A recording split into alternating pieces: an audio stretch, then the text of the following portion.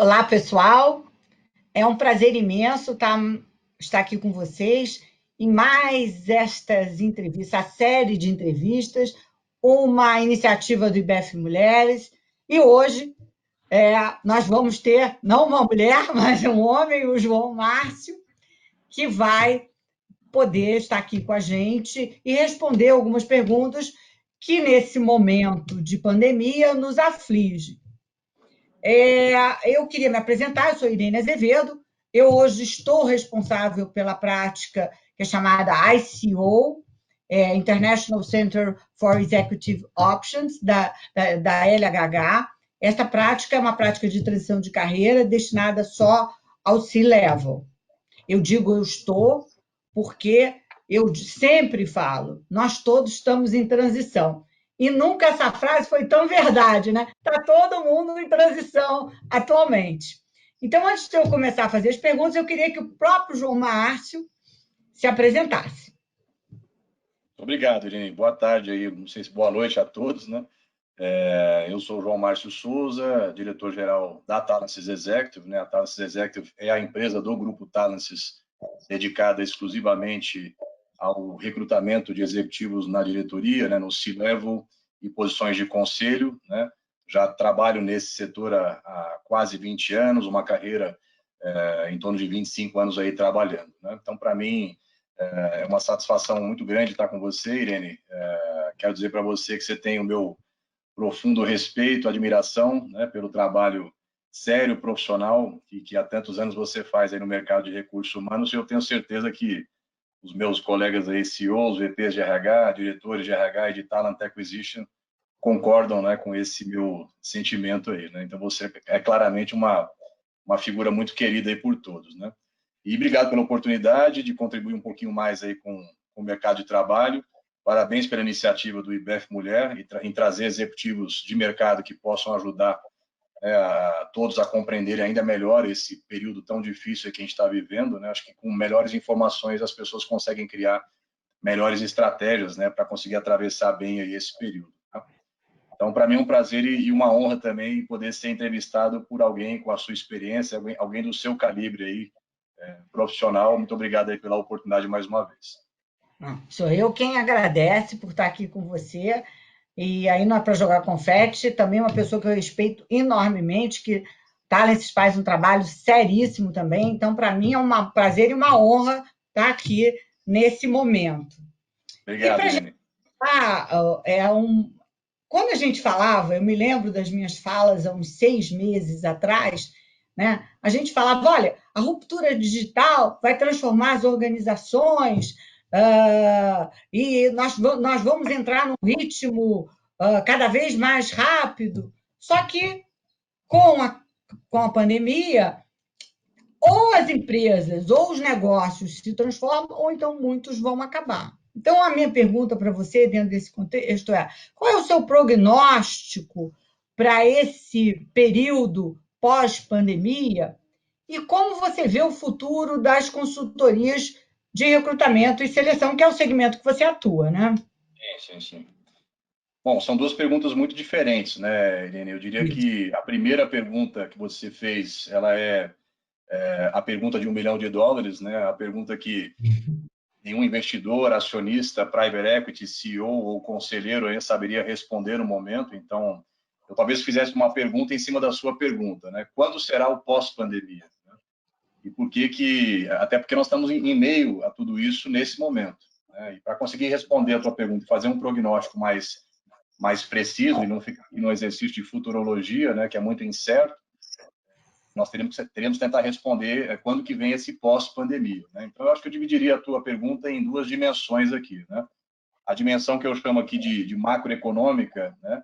E uma outra microeconômica ou empresarial. Então, se a gente voltar um pouquinho no tempo, né, recente, olharmos ali para o final de fevereiro e o início de março, meados de março, foi quando nós, inclusive aqui no Grupo Talences, nós fomos para casa, né, em 17 de março. As duas perguntas centrais que vinham para a mesa eram as seguintes: por quanto tempo isso vai durar, né? Qual o tempo de duração dessa pandemia e o confinamento como consequência, né? E qual será o tamanho, né, do impacto para a economia, qual será o tamanho da recessão ou até da depressão econômica que virá. Tá? Então, essas foram as duas perguntas que eu ainda acho que estão sem resposta, né, para a gente conseguir fazer de novo um prognóstico pós-pandemia. Tá? Então, o que eu posso te dizer sobre a dimensão 1 aqui do macro? Né? Eu, desde o início dessa pandemia, eu procurei fazer proativamente um radar setorial bem ampliado, né? Eu passei bastante, por exemplo, pelo mundo da saúde, o mundo das farmacêuticas, né? Conversei com CEOs, conversei com vice-presidentes de recursos humanos, fiz a pergunta, né? E aí? Me conta a verdade, qual vai ser aí o prognóstico, né? E eu acho que para responder a tua pergunta, um fator está muito ligado à questão de termos uma vacina. Então, enquanto não houver um medicamento, né, isso dito a mim pelos VPs de RH das farmacêuticas, enquanto não houver um medicamento que possa atenuar os efeitos da doença, bem como, né, e também uma vacina, né, que saia logo mais e seja produzida em escala e possa ser distribuída globalmente com velocidade, não se dá aqui para fazer um prognóstico do pós-pandemia. O consenso entre todos é que essa vacina não chega no Brasil antes do primeiro trimestre de 21. Tá? Então, esse é o consenso que existe. Né? Em relação à segunda dimensão, sobre a profundidade da recessão, e aí você tem aquele consenso também dos economistas, da mídia qualificada. Né? Então, diferentemente das crises anteriores, domésticas ou internacionais, que eram de nicho, de algum setor específico, até do sistema financeiro, essa é uma crise de saúde, portanto, sanitária, humana, né? Que tem um impacto na economia real dramático, né? Uma paralisação global da economia, né? E no caso do Brasil, a gente tem uma variável adicional que é justamente a crise institucional e política, né? No meio disso tudo. Então, nós aqui no Brasil, além da condução muito, muito discutível do que está acontecendo hoje, uma tempestade perfeita. Né? Então, no que eu acredito, Irene? Na medida em que governos, né, o sistema financeiro, as grandes corporações, fundações, pessoas físicas, elas se empenhem no sentido de atenuar os efeitos da crise, e isso conjugado com a descoberta, né, e a produção em escala, né, de uma vacina, aí sim a gente tem como precificar de forma mais acertada o tamanho da recessão. Né? Então, eu acho que aqui, nesse sentido, já há cenários também. Então, algumas pessoas falam de -5, -7, alguns até de -10 de queda. Eu acredito que vai ser a maior recessão da história da humanidade, com consequências muito dramáticas. Tá? Então, eu acho, de novo, somente a gente vai conseguir ter aqui um prognóstico ou um cenário macro pós-pandemia, quando esse pós chegar, e até aqui, então, são apenas suposições e apostas. Né? Mas, para não deixar você sem resposta em relação à sua pergunta de pós-pandemia, acho que dá para trazer aqui um cenário micro ou até empresarial. Né? Então, eu diria que o que eu posso destacar aqui como temas, né, que a gente já pode afirmar como sendo grandes tendências. Né? Então, eu acho que aqui há um aumento da consciência da liderança sobre a razão de existir das organizações, então, né, um mergulho muito forte nas suas culturas, né, revisão de missão, visão, valores, cultura organizacional, né? Ou seja, dizem que tempos difíceis, né, trazem o melhor das pessoas. Né? Então, eu acho que isso já está acontecendo. Uma agenda social, né, aí de novo, que vem para a mesa, né, o C-Level de fato destinando, na verdade, parte significativa do lucro para a sociedade, né, da empresa aqui, o verdadeiro conceito de um triple bottom line mesmo, né, na sua essência. Vem aí uma nova liderança que mostra, obviamente, consciência, vulnerabilidade, empatia, compaixão. O que mais? Eu diria que até o empoderamento dessa liderança, né, com o suporte do C-Level, e uma agilidade maior nas decisões, né, e aí um protagonismo de todos nesse sentido. Indo adiante, uma agenda de investimento em inovação e digital. Né? Então, aquelas empresas que estavam, né, na verdade, em negação sobre esse tema, com toda certeza vão colocar na sua pauta aí essa agenda, né, de inovação e digital.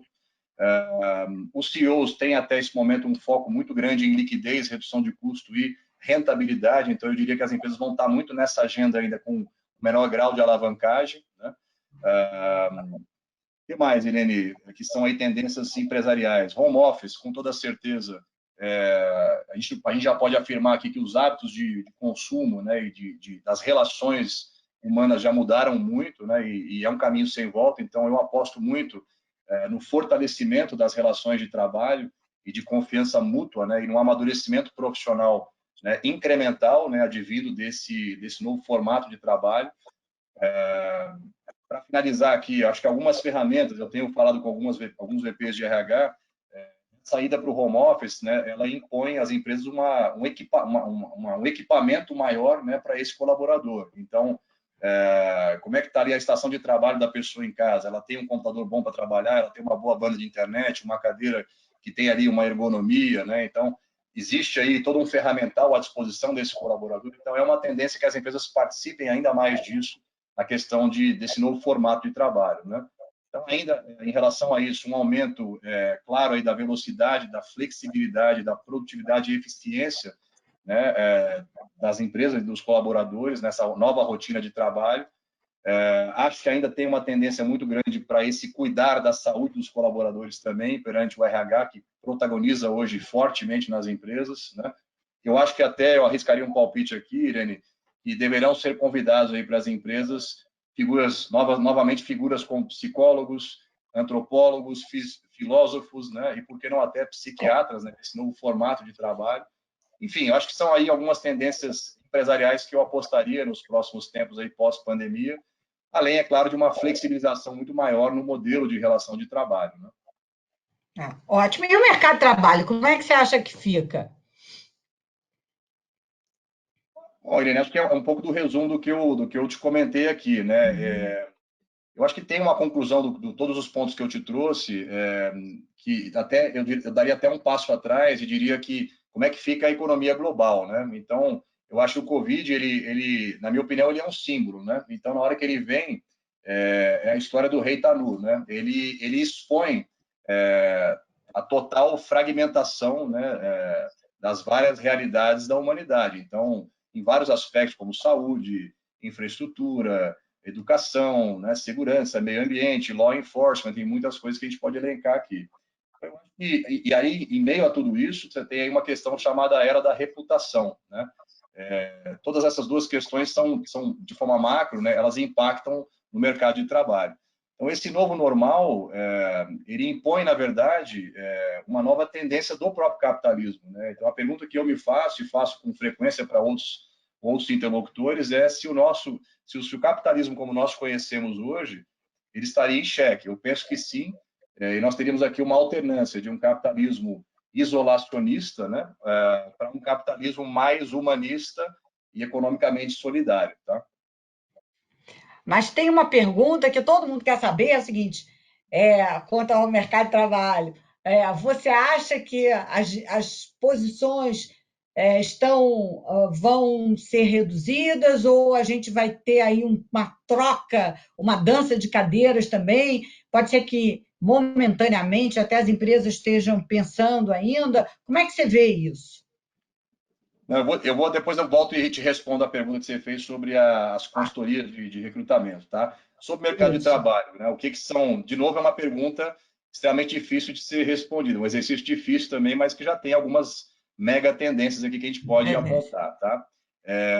Aí, de novo, uma análise mais macro, eu acho que o mundo do trabalho mudou, né, com a globalização. Eu diria que são 4 alavancas aqui, Irene. Globalização é uma delas, Revolução 4.0, sem dúvida nenhuma, né, o progresso tecnológico, também uma questão demográfica, né, com o envelhecimento da população, você tem aí gerações convivendo nesse mesmo mercado de trabalho, né, e também, conectado com tudo isso, os desafios regulatórios, né, que serão as alavancas que deverão, na minha opinião, redesenhar, né, o mercado de trabalho. Então, acho que a boa notícia aqui, para a tua pergunta, é que o futuro não é um futuro sem empregos. Isso é muito improvável. Acho que é um futuro enquanto que muitas funções desaparecem, ele é um futuro de novas funções que estão sendo criadas e já há uma geração de empregos acontecendo, né? Tá aumentando isso, né?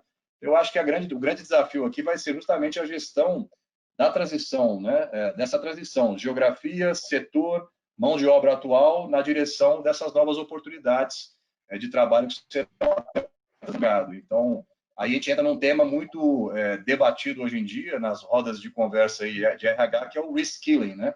Ou a requalificação de toda a mão de obra atual, bem como a construção, né, de estratégias de modelo de trabalho adequadas, regulação dos novos formatos de trabalho e de remuneração também, inclusive, né?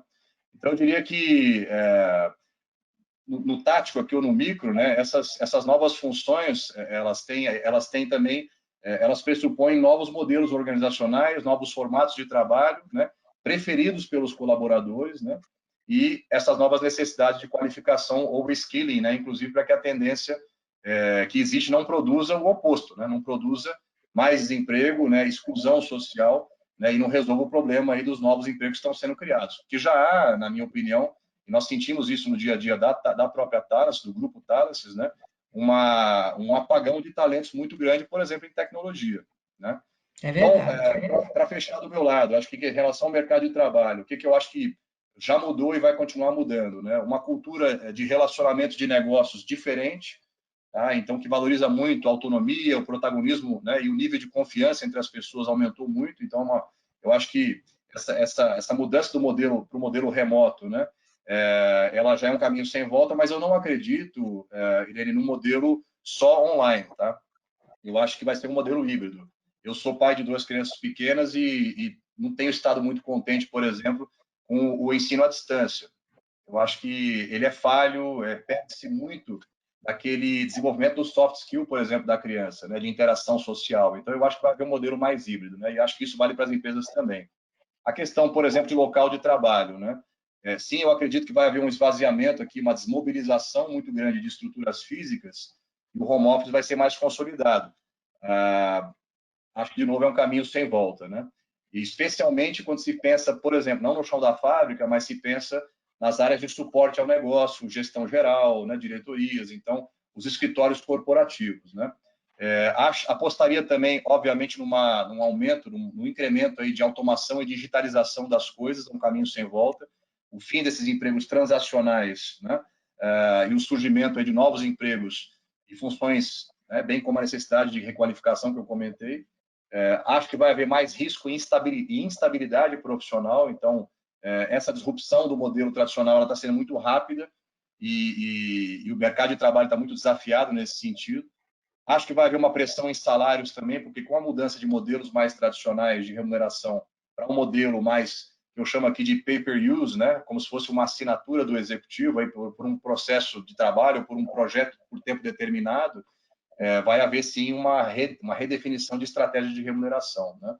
Então, acho que é isso. E, por fim, eu diria que vai haver aqui uma globalização do trabalho. Eu já tenho visto muito disso acontecendo, né, que é você buscar uma especialidade, uma expertise do outro lado do mundo para desenvolver um sistema, um software, um processo, por exemplo, mas conectado com isso tem que haver também a tecnologia que faça esse matchmaking, né? Então, também na nossa indústria de recrutamento tem havido uma grande corrida do ouro para essas HR techs que fazem o matchmaking, então tendo aí aportes, né, investimentos expressivos até nesse sentido, né? Não estão acertando muito ainda, estão no caminho mas eu acho que é um caminho sem volta também. Porque é um learning, é um machine learning, né? Então, assim, todas essas inteligências artificiais para esse tipo de match, ele tem que ter um banco de dados muito grande, né?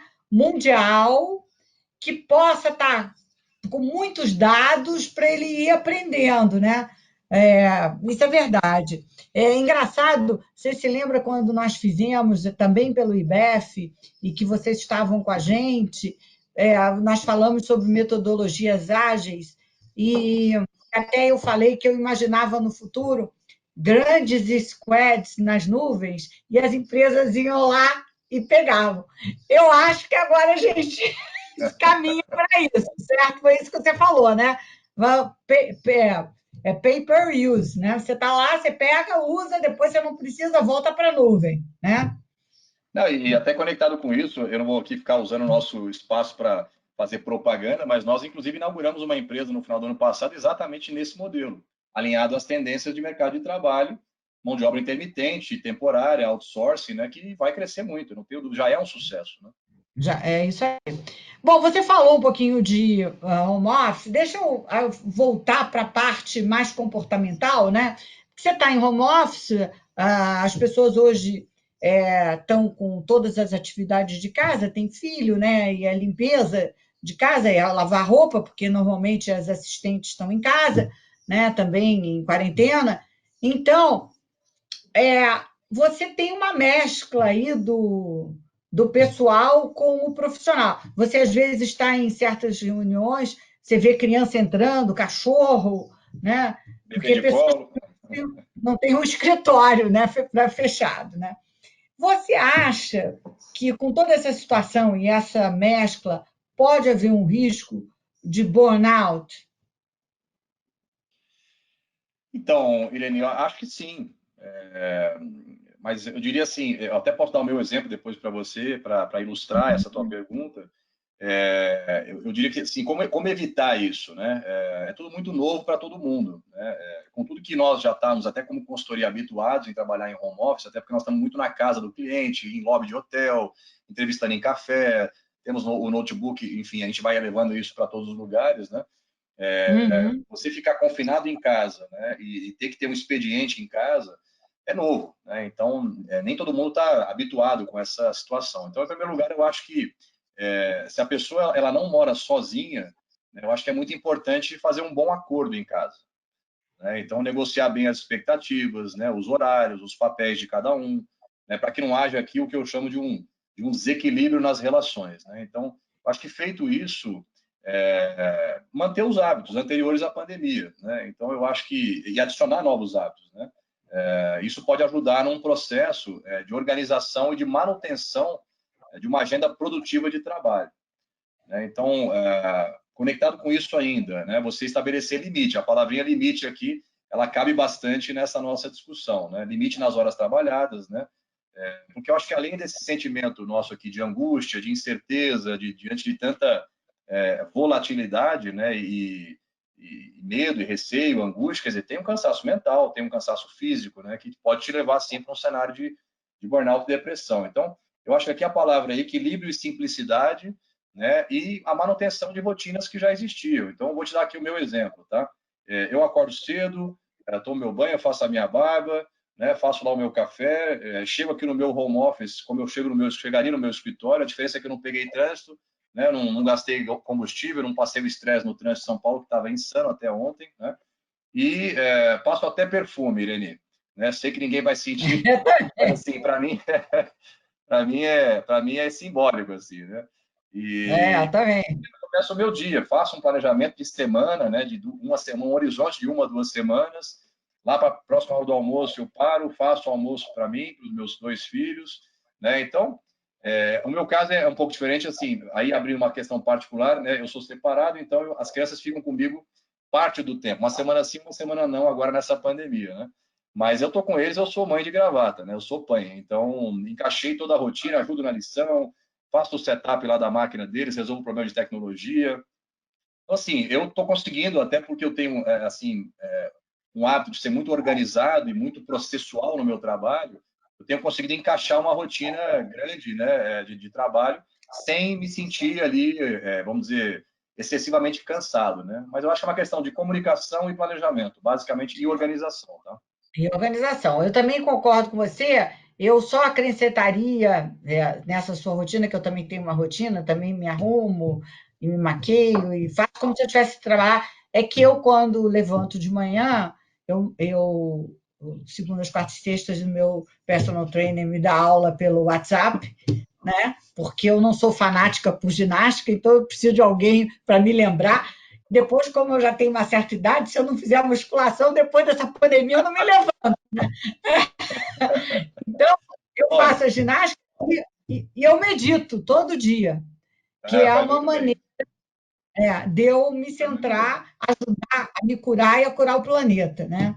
Então, mas é É, perfeito. o tema do exercício, para mim, está fazendo falta, tá, Irene? Eu fui Pois é. nadador de competição a vida inteira e tenho a piscina, para mim, é o meu exercício. Então, está sendo difícil para mim essa parte, mas estou caminhando, estou tentando fazer aqui um alongamento, alguma coisa, para não ficar tão É, depreciado aí é. fisicamente, né? Assim, eu transformei esse escritório aqui, a minha academia, né? Quando ele me dá aula, tudo aqui foi aproveitado. Bom, mas eu queria Vamos que lá. você me respondesse como lógico, recrutador, você vê uma mudança no perfil do executivo de novas competências de liderança que vão ser necessários para este momento agora e o pós, né? Porque vai ser uma constante crise, né? Enquanto, como você disse, enquanto você não tiver a vacina, nós vamos ter altos e baixos, como todos os países que passaram por isso, né? Tem um momento alto, depois desce, enfim. Então, como você vê isso?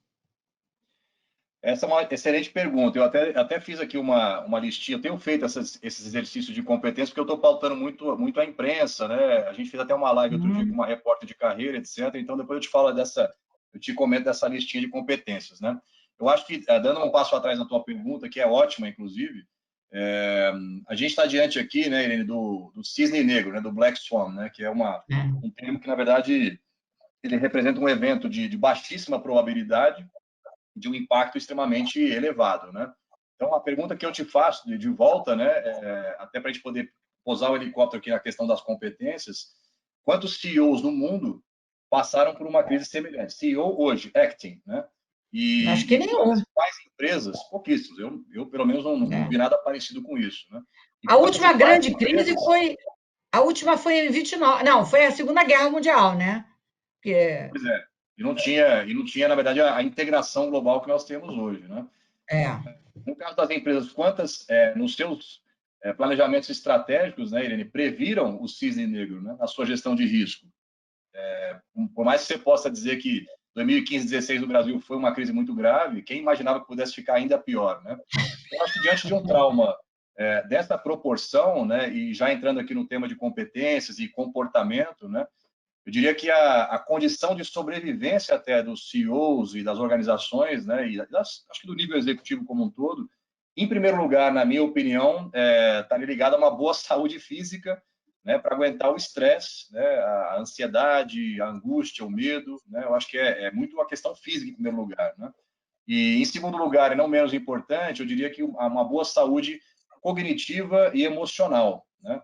E aqui já entrando naquele velho princípio básico da liderança, né, do avião na turbulência, né, que você conhece bem, até porque você aconselha a gente o dia inteiro, né, que é primeiro você coloca a máscara em você e depois a máscara na pessoa que está do lado, né? Então, para a gente poder ter a condição de ajudar as outras pessoas, é importante que você esteja no equilíbrio, né? E os CEOs eles têm que ser esse ponto de equilíbrio, né, para a organização e para os colaboradores, tá?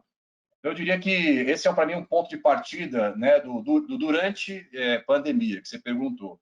E, para mim, a nova liderança, né, a liderança do presente e do futuro que já chegou, né, ela tem aqui várias características, né? Eu vou até ler para você aqui uma listinha que eu preparei, e depois a gente pode divulgar isso também no IBF, né? Então, para mim, é uma liderança global, local, multicultural, né?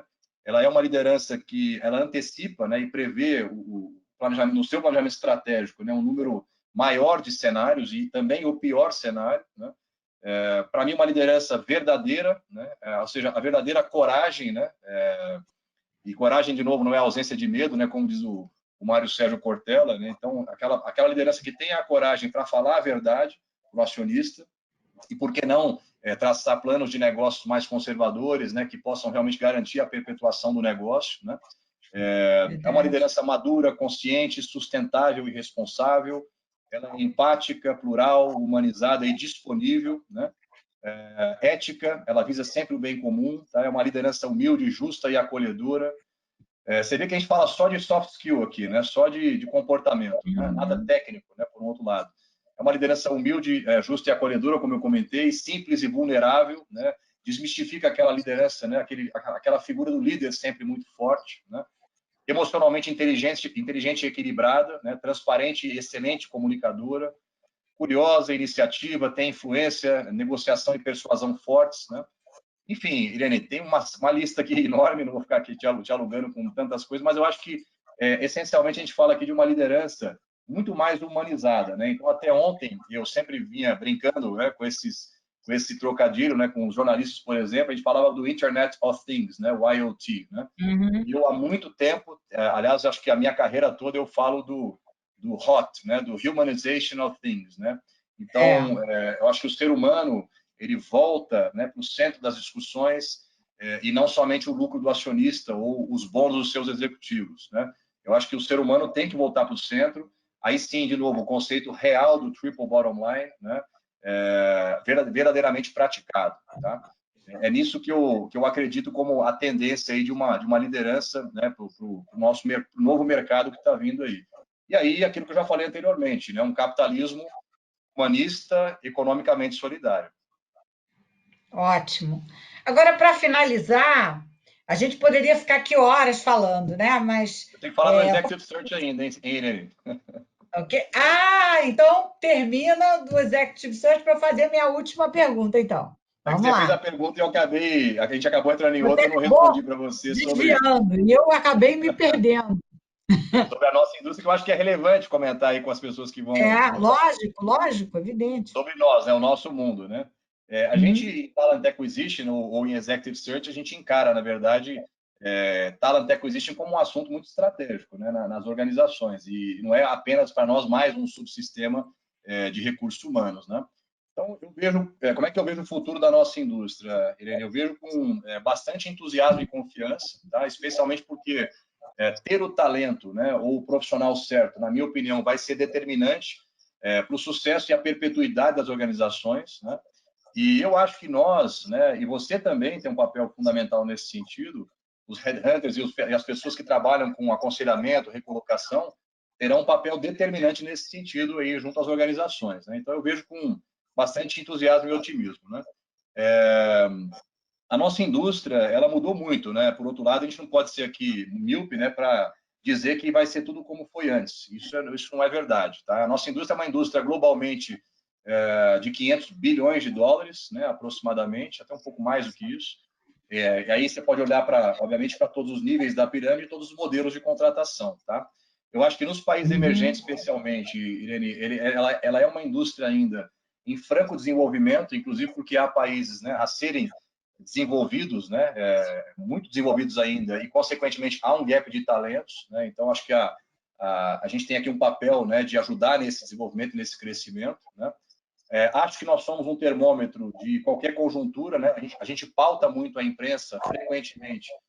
Então, nós somos quase que aqui um setor certificador de tendências do mundo do trabalho. Então, acho que nós temos um papel importante nesse sentido, né? E é um setor também, Irene, que se mostra historicamente muito resiliente, né, às crises, né? Se reinventa, se adapta, mas certamente está muito desafiado e impactado por tecnologia, né? Acho que se você olhar para 20 anos da nossa indústria, eu entrei nesse mercado no ano de 2000, né, 2001 precisamente. Até ali você tinha no Brasil as placas internacionais, um modelo mais analógico de executive search, e você tinha também o staffing, né, assim, empresas mais ligadas à mão de obra mais intensiva. 2000 a 2010, os grupos internacionais chegaram, todos chegaram, na verdade, né? Então, houve aqui um aculturamento do RH em relação ao que nós fazemos, né? E aí, obviamente, já o surgimento de algumas ferramentas de tecnologia, por exemplo, como o LinkedIn em 2003. Né? E aí começou, então, um crescimento também dessa indústria, uma tendência maior de HR Techs. 2010 a 2015, o que aconteceu? Um RH totalmente aculturado, eficiente como business partner de recursos humanos e talent acquisition, equipou as suas áreas de talent acquisition internamente, obviamente para fazer um contraponto também com a nossa indústria, né? Nós somos hoje parceiros dessas áreas, né? E, obviamente, um cardápio de opções em tecnologia que está sendo muito testado. Então, uma indústria que está se consolidando, as áreas de compras homologando um número menor de parceiros e fornecedores, organizando melhor essa pirâmide e dando nota para isso, né? Em 2015 em diante, últimos 5 anos, né, o que acontece? Você tem aqui uma série já de mercado já mais consolidado, né, derivações desse mercado em boutiques de nichos, setores mais específicos, né? É uma indústria que está pronta, né? Agora, que vai continuar se desenvolvendo muito fortemente ainda na direção da consolidação desse mercado. Então, vai haver o que aqui? Vai haver uma mudança do papel do headhunter, né, em relação ao processo de recrutamento e seleção. Mas eu ainda acredito muito, Irene, que o nosso papel, né, esse é o meu sentimento, tá? O nosso papel como advisors, né, desse CEO, desse VP de RH, ele não é tão diferente do papel de um advogado, de um médico, de um advisor de investimentos. Ou seja, a decisão de Perfeito. contratação, né, ela vai estar muito melhor embasada, né, se eles nos tiverem como um advisor, né, no momento dessa decisão, inclusive, né? E também não posso Não esquecer dos seria candidatos, né, só Irene? um tirador de pedidos, né? Não seria só um tirador de perfil, mas Não, sim. não, em definitivo, em definitivo. Eu acho que aqui nós estamos garantindo que a tomada de decisão seja correta, no tempo e na competência certa, e eu não posso deixar de considerar aqui também os candidatos, né? Porque com quase 20 anos aí nesse mercado, eu tenho amigos no mercado, né? Candidatos que eu acompanho a carreira há muitos anos. Você, então, nem se fala, quer dizer, você é uma pessoa extremamente querida, né? E tem um papel fundamental. Então, a gente atua aqui como mentor, como coach, né? Como amigo e conselheiro mesmo de carreiras. Então, eu acho que nós fazemos um papel muito importante nesse ecossistema de recursos humanos, tá? Ótimo. Bom, infelizmente a gente vai ter que fazer a última pergunta, né? A vida, ela é feita de aprendizados, né? Assim como uma carreira também. Eu sempre digo que não, a carreira não são os cargos que você ocupou, mas sim o que você aprendeu e realizou nos cargos que você ocupou, né? Que, quais seriam os grandes aprendizados para você nesse momento? Bom, essa pergunta ela é também, todas foram muito boas, viu, Irene? Parabéns aí pelas perguntas. Ela é uma pergunta excelente, né? E eu te faço de novo uma pergunta de volta, né? Será que nós tivemos aprendizados, né? Tomara que sim. Tá? Eu desejo que realmente nós tenhamos tido aí muitos aprendizados como humanidade, tá? Porque passar pelo que nós estamos passando aí já há 2 meses em casa e vivendo e sofrendo isso na pele todo dia não é brincadeira, né? Então, o que eu acho que foram aprendizados, tá? Eu vou fugir aqui um pouco do clichê, dos livros, né, da imprensa, das pautas aí mais repetitivas, né? Eu acho que para mim aqui, Irene, é um lembrete, né, para o mundo, né, de como nós seres humanos, né, nós somos frágeis, né, e não controlamos coisa alguma. Isso eu aprendi em terapia há muitos anos, né? Você não controla nada, então isso foi um belo lembrete que o Covid nos trouxe. Eu acho que é um aprendizado de que o mundo precisa, né, voltar a girar em torno do ser humano, e não somente em torno do poder, né, do dinheiro, do lucro do acionista, né, do espetáculo, né, do palco. Eu acho que tem aqui uma pobreza muito grande das discussões hoje em dia, né, humanas, né, muito fisiológicas até. Então, acho que o nível do debate tem que subir, né, o nível de cultura tem que subir também, dramaticamente, eu acho. Tá? Eu acho que também vem aqui um aprendizado, né, e talvez uma reflexão sobre, né, sobre como nós estamos escolhendo, né, Irene, como é que nós estamos escolhendo todos os dias em relação ao nosso sentir, né, a nossa saúde, as nossas famílias, né, aos nossos filhos, ao nosso trabalho, aos nossos amigos, ao uso do dinheiro, né, ao nosso comportamento, nossa responsabilidade como cidadãos e cidadãs também. Né? Então, eu acredito que houve aqui uma grande oportunidade, né, de uma introspecção e novamente, de um reaprender a refletir, né? Mais e melhor. Né? Eu acho que aqui é muito mais bem humana. Né? Que mais, Irene, que eu posso te dizer aí sobre aprendizados? Eu acho que a gente aprendeu aqui também a nos reconectar, né? Nos reconectar quando você falou de meditação. Meditação é quando você se conecta com a tua alma, né? Então, você se reconectar com a sua alma, né? Você se recolher, né? Para depois sair expandido, né? Aqui eu estou plagiando, né? Uma escritora que eu gosto bastante, que é a Hilda Lucas, né? Uma escritora baiana, e ela fala muito sobre isso, que se recolher é você sair expandido do outro lado, né? Então, eu acho que aqui é um começar de novo, né? Não no sentido de você, de novo, como ela mesma fala, né? Reiniciar, né? Mas é inventar um outro padrão, tá? Então, eu vejo que tem muita oportunidade aqui né? O copo tá bem meio cheio, viu, Irene? Da gente ter um grande repensar como seres humanos mesmo, né? Então, o que eu gostaria que acontecesse muito, né? Nesse novo normal, é que a gente venha para um mundo, de novo, mais equilibrado, né? Mais humanizado, mais acolhedor, um mundo talvez aí mais, né? Aliás, muito mais diverso e inclusivo, né? Eu acredito muito que onde há diversidade e inclusão, você tem muito mais potencial de crescimento em todos os aspectos, né? E, por último e não menos importante, eu acho que é uma coisa que está bastante em falta, né, Irene? Um mundo mais ético, para ser bem sincero, e responsável, né? Acho que está faltando muito a ética no sentido da promoção realmente desse bem comum. Né? A gente está vendo isso toda hora, né? Eu vi empresas de bilhão doando muito recurso, como eu vi empresas de bilhão doando quase nada, para inglês ver, né, como politicamente correto. Então, realmente, né, você genuinamente ter aí um olhar para esse social de maneira mais contundente, de maneira mais verdadeira. Tá? Esse é o meu desejo aí de aprendizados que tenham acontecido aí com todo mundo. Tá? É isso mesmo. Eu poria só um grande aprendizado que eu tive nesse período, além de toda essa reflexão, de voltar mais para dentro de mim, não agir e simplesmente aceitar, é a certeza de que é o agora que a gente tem, né? O Eckhart Tolle tem o poder do agora, né? Mas é assim, é agora. O que você tem que fazer é o agora, porque o amanhã, nesse contexto que nós estamos vivendo, a gente não sabe como vai ser. Aliás, a gente nunca soube, só que hoje a gente tem a consciência que não sabe mesmo, né?